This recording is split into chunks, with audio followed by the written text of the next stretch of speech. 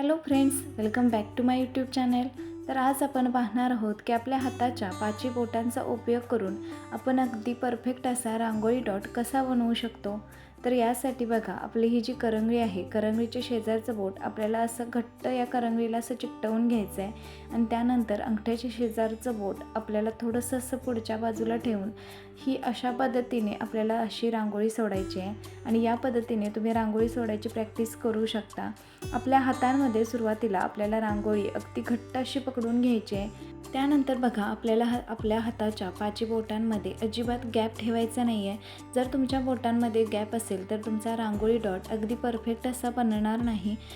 आणि यासाठी आपल्याला आपल्या हाताच्या बोटांमध्ये अजिबात गॅप ठेवायचा नाही आहे. आणि आता आपण एक रांगोळीचा डॉट बनवून बघूयात. तर अशा पद्धतीने आपल्याला आपल्या हाताच्या 5 बोटांमध्ये ही रांगोळी अगदी घट्ट अशी पकडायची आहे आणि अगदी बारीक अशी धार रांगोळीची आपल्याला यावरती अशी सोडायची आहे. परफेक्ट असा रांगोळी डॉट जर तुम्हाला बनवायचा असेल तर तुम्ही सोडत असलेल्या रांगोळीवर आणि आपल्या हाताच्या 5 बोटांवर आपला अगदी व्यवस्थित असा कंट्रोल असायला हवा, जेणेकरून आपला डॉट अगदी परफेक्ट असा जमेल.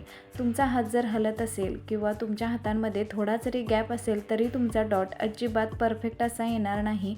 तर इथं मी डॉट काढले, तुम्ही बघू शकता अगदी परफेक्ट असे डॉट इथं आपले तयार झाले. तर सुरुवातीला तुम्हाला रांगोळी सोडायची प्रॅक्टिस करायची आहे. त्यासाठी तुम्ही डब्यामध्येच रांगोळी सोडायची प्रॅक्टिस करू शकता.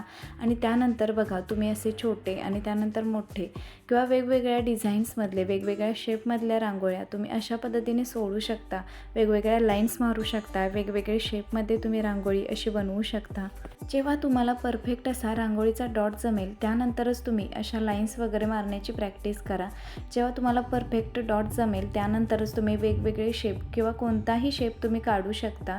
तुमच्या क्रिएटिव्हिटीने तुम्ही तुमची रांगोळी बनवू शकता. तर या चॅनलवरती मी अजून रांगोळीबद्दलचे बरेचसे व्हिडिओज अपलोड केलेले आहेत आणि त्यातील तुम्हाला आवडलेल्या व्हिडिओची लिंक इथं मी या व्हिडिओच्या डिस्क्रिप्शनमध्ये देते.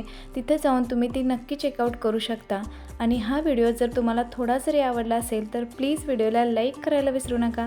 भेटूया परत अशाच एका नवीन उपयुक्त व्हिडिओसोबत. तोपर्यंत धन्यवाद.